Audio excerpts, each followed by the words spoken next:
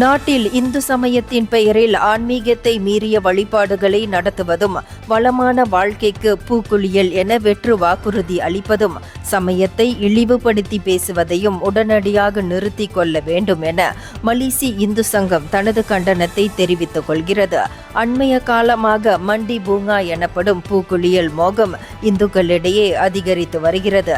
பூக்குளியல் செய்தால் வளமாக வாழலாம் எனவும், இறைவனை தொழுவதற்கு இதுவே சிறந்த வழி என்றும், சமய வழிபாட்டில் இது தெரிவிக்கப்பட்டுள்ளது எனவும் பொய்யுரைத்து மக்களை நம்ப வைக்கும் நிலை உருவாகியுள்ளதே இதற்கு காரணமாக அமைந்துள்ளது என்று மலேசிய இந்து சங்கத்தின் தேசிய தலைவர் தங்க கணேசன் ஓர் அறிக்கையில் தெரிவித்தார்.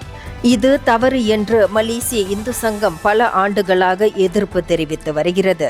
ஆனால் இச்செயல்கள் குறைந்த பாடில்லை.